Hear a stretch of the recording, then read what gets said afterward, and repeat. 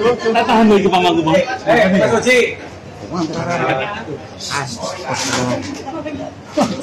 Tangan dia mundur.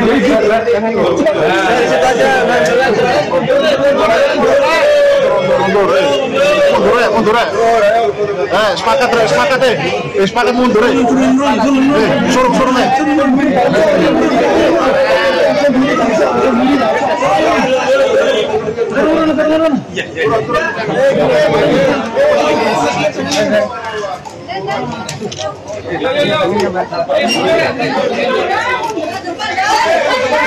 Gimana bang aja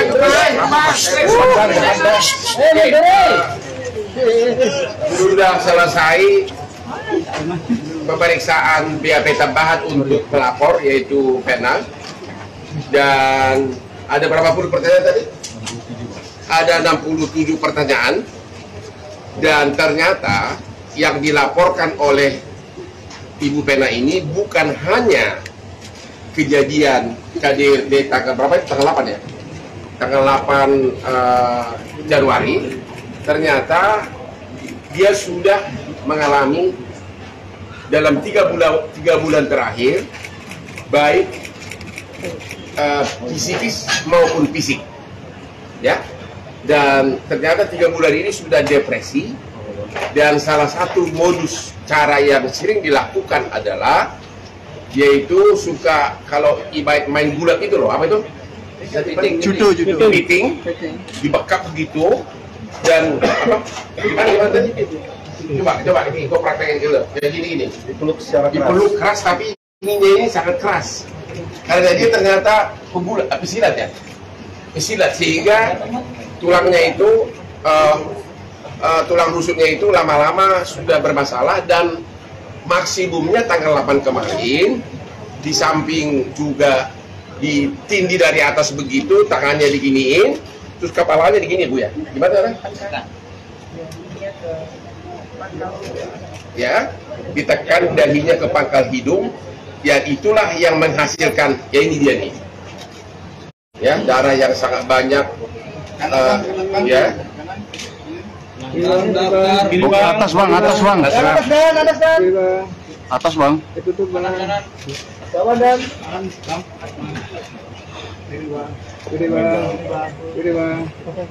Dan ternyata tanggal 8 itu bukan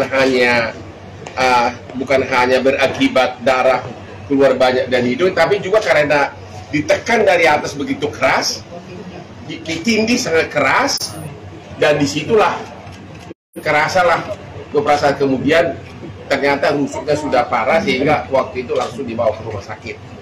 Ya, jadi yang dia ceritakan itu adalah penderitaan dia bukan hanya tanggal 8 Januari, tapi 3 bulan sebelumnya sudah diuraikan semuanya.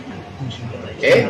Dan hari ini, ya, terima kasih kepada Bapak Kapolda Jawa Timur, kepada Bapak Direktur Reskrimum Polda Jawa Timur, dan juga kepada Bapak Kabid Humas sudah keluar SP2HP, yaitu tanggal hari ini, tanggal 12 Januari, ternyata sudah dilakukan gelar dan telah Ferry Irawan sudah ditetapkan sebagai tersangka. Ini dia suratnya nih. Dan dipanggil untuk datang hari Senin ya. Hari Senin, mudah-mudahan dia menghormati panggilan kepolisian. Sudah ditetapkan sebagai tersangka.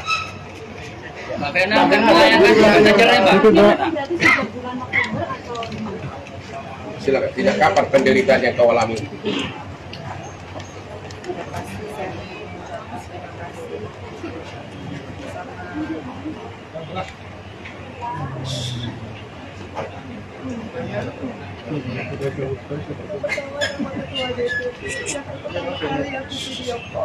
Ketua DPP Perindo Surabaya.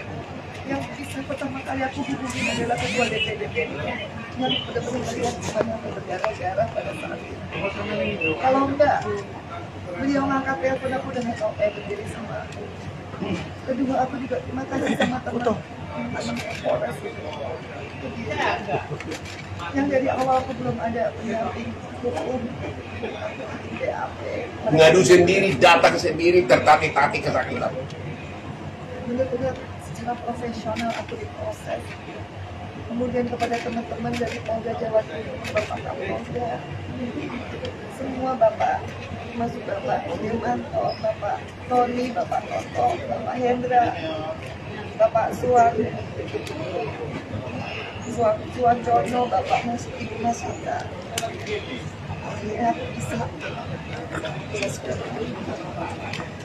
apa yang penderitaan aku 3 bulan yang selama ini aku ngapain dengan siapa, tapi qadarullah dengan ada peristiwa berpihak itu akhirnya aku bisa dengan berakhir mengungkapkan bagaimana penderitaan itu secara serius dan berbeda dan mempertahankan tahu tapi aku dan dan sampai tidak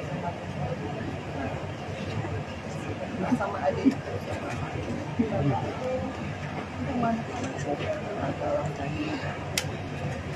Bagaimana tanggapannya terkait permintaan maaf? Kita proses hukum dulu, lihat dulu nanti jawaban dia. Mudah-mudahan dia datang hari Senin, itu aja dulu. Ya, kita belum bisa komentar apapun sekarang. Gugatan cerai, Bang. Kenapa? Selain upaya hukum lapor pidananya apa yang dilakukan? Katanya pernah kamu telepon saya mau gugat cerai, benar nggak? Saya memang bisa ini bentuk saya merasa ini bentuk saya cuma ingin fokus sama pekerjaan saya sama anak saya dan insya Allah pulang dari Jakarta saya. Mbak Vena, apakah mengalami trauma hingga saat ini, Mbak? Saya sangat trauma. Sebetulnya saya sudah mengangkat ke diri, saya sudah asam lambung, saya sudah ingin mengakhiri, tapi saya nggak tahu karena sebagai perempuan saya selalu ingin mempertahankan perkawinan. Saya selalu ingin mencintai, menghargai suami saya, makanya ke dapur itu saya tapi saya nggak pikiran di dapur saya belum aku belajar kan mestinya saya bisa berkarya buat masyarakat, tapi disitulah saya mengalami KDRT berat. Disitulah saya sebetulnya merasa ini sudah Allah melindungi saya, karena kalau tidak pada saat itu saya bisa video call dengan ketua DPD dari Perindo dan tidak segera diangkat karena live video call itu memperlihatkan bagaimana saya berjalan. Mungkin pada saat ini saya sudah kasih maaf. Jadi di BAP, Bu Vena ini cerita bahwa dia sudah stres itu sudah hampir 3 bulan, bukan ya, ini hanya pemicu terbuka borok tersebut. Klimaks dari semuanya. Vena sebenarnya nggak tahu kalau perilaku. Saya mau tanya, saya kira kamu cinta pertama, ternyata ini sudah wanita yang keberapa dikawinin? Berapa? 4. Aku baru 1. Ya jadi rupanya sudah kamu kayak ada cerai baru kamu dikawin yang keempat. Sudah 4 wanita gitu. Apakah sebelumnya terjadi kekerasan seperti ini, Mbak? Di awal pernikahan kan? Apa pengakuan istri sebelumnya? Pengakuan istri yang terakhir dia tahu saya sebelumnya sebelum saya tidak pernah mendukung karena saya merasa baiknya apa adanya dan saya menerima segala konsekuensi dari segi pekerjaan dia, dari segi penyakitnya. Apa yang kamu dengar? Tapi kalau dari Yang keberapa itu? Yang ketiga ya. Kalau mungkin bisa dilihat juga di beberapa tayangan bahwa memakai asam pembandingan darah kemudian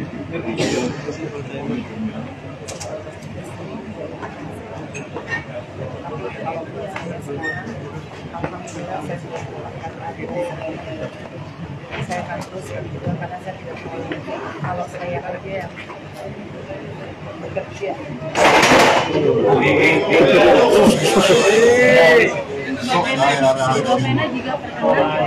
Lanjut. Saya hanya perempuan-perempuan di luar sana yang saya yang kondisi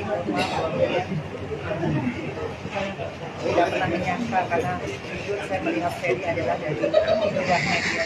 Jadi saya pikir masalahnya dia tidak pernah saya menjadikan saya berjujur meskipun ditanya jelek, tapi saya yakin kalau dia memang benar-benar berhijrah.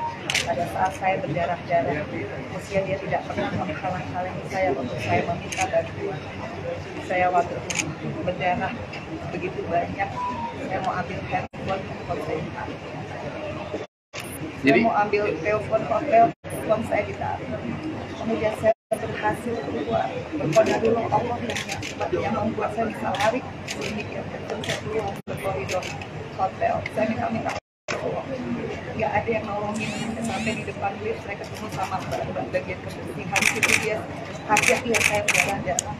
Dan memang pada saat itu Ferry menyuruh mbaknya mundur, makanya mbaknya mundur. Tapi sebelum mundur saya sudah bilang, mbak tolong panggil polisi, tolong panggil polisi. Habis itu saya kembali ke kamar, saya ingat saya ngambil HP yang salah, yang nggak ada WhatsApp. Kemudian saya ambil WhatsApp lagi, saya telepon saya, kemudian dia dorong lagi saya ke tembok, dan di situ saya natap matanya, saya bilang, ingat kamu punya ibu perempuan, kamu punya adik perempuan. Disitulah dia seperti tersadar, pupil matanya berubah. Disitulah saya ada kesempatan ngambil handphone. Kemudian saya asal mencet dan yang kepencet video call, dan Mas Didi itulah ketua DPD itu yang bisa melihat darah saya karena dia ngangkat, satu-satunya orang yang ngangkat. Dan disitulah saya nggak menyerang saya lagi, karena kalau dia nyerang kan terbukti yang live kan di video. Di situ saya merasa selamat banget. Dan yang bikin saya kecewa adalah begitu petugas hotel datang, ditanya kenapa nih Pak Ferry, dan Mas Ferry bilang bukan saya yang melakukan. Di situ saya kecewa. Sebagai seorang perempuan, anggaplah suami kilaf. Tapi kalau dia sayang sama istrinya, dia melihat istrinya berdarah-darah, dia tidak akan menghalang-halangi. Kalaupun dia minta ambulans skedul, tapi dia bisa dihalang-halangi. Dan saya ingat benar, begitu polisi datang, ditanya kembali Pak Ferry apa itu, dia masih bilang, saya tidak tahu apa. Di situ rasanya saya sebagai istri sudah cukup, bahwa dia bisa berbohong, dia bisa memanipulasi semua orang dengan alibi-alibi dia. Dan di situ saya merasa sudah saya ingin cerai karena saya nggak ada yang saya pegang lagi. Kalau seorang imam sudah bisa berbohong, dia tidak punya prinsip dalam hidupnya, apa yang saya bisa pertahankan? Kecuali saya mencari keadilan di sini, di kepolisian. Kecuali saya juga melindungi karena saya nggak mau mati konyol. Dan kecuali saya harus benar-benar bisa memberikan satu pembelajaran bahwa perempuan harus ikhlas, apapun itu, sesedih apapun. Itu sudah jadi komitmen saya. Terus ini banyak wartawan nanya ke saya, apa sih penyebabnya? Jadi tolong klarifikasi. Apakah benar penyebab pertengkaran itu belakangan ini, terutama dia tidak bisa kasih nafkah, dan walaupun tidak kasih nafkah tapi masih ya sangat sering minta hubungan, apa tuh namanya tuh? Aku kurang ngerti hubungan apa itu. Ya, terus juga mulai cemburu gara-gara dia sudah mau ikut terjun ke politik karena bakal ketemu cowok-cowok yang pakai berlian seperti Hotman gitu, ya. Apakah itu? Jadi ada rasa cemburu dan juga dalam keadaan kamu stres sudah begitu, tapi masih tetap mau dong mah gitu ya? Ya, sebetulnya 3 bulan terakhir saya memutuskan kembali ke dunia politik. Ya. Dan disitulah pemicu cemburunya berlebihan. Seperti saya telepon ketua DPD, which is Idris Laki, dibilang saya tidak ngerti marwahnya sebagai istri. Mestinya saya menelpon, tapi saya selalu bilang nggak mungkin karena di dapur saya. Tentunya saya paling tahu bagaimana saya mengkoordinir struktur partai saya. Itu menjadi pemicu. Itu yang terjadi di tanggal 8, di mana pada saat saya mau beraktivitas, saya masih mau bekerja untuk rakyat, bukan saya melakukan hal yang negatif. Tapi beberapa jam sebelumnya saya selalu diganggu karena urusan saya tidak bisa melayani masalah tugas. Gimana? Aku diganggu gimana? Jadi diganggunya memang Diminta gitu? pada perjalanan Jakarta ke Didi 12 jam. Ya. Dia sudah terima bahwa saya telah pacaran, tapi saya tidak. Arti pacaran apa tuh? Hubungan suami istri. Oh. Tapi saya sudah bilang, sudah 3 bulan terakhir ini dari 9 bulan perkawinan saya sudah tertekan, makanya saya asam lambung. Saya berangkat itu dalam keadaan saya asam lambung, saya memakai sama. Saya bilang, iya, kalau saya sehat pasti saya dulu. Tapi nggak tahunya begitu sampai berdiri jam 9:30 saya sendiri juga karena saya minum obat lambung. Jam 3 memang itu dia berusaha lah, Untuk melakukan hubungan suami istri lagi. tapi saya kan nggak mau, saya tahu lah itu masih capek, saya mau kerja besok pagi saya udah janji ke Tulung Agung dengan teman-teman struktur dari akhirnya saya balik lagi, pokoknya jam 6 pagi saya bangun, saya LinkedIn kan bikin kalau nggak keturutan ada LinkedIn saya mungkin dulu nggak berbijak atau kecuali ada itu disindir lah, inilah dosa jariah perempuan harusnya nggak gitu. Ini saya kerjaan itu saya sering kali. Terus saya bilang apa lagi? Kan saya belum bekerja. Sekarang saya sudah bekerja. Nggak mungkin saya melakukan itu. Akhirnya kita ribut. Kita ribut.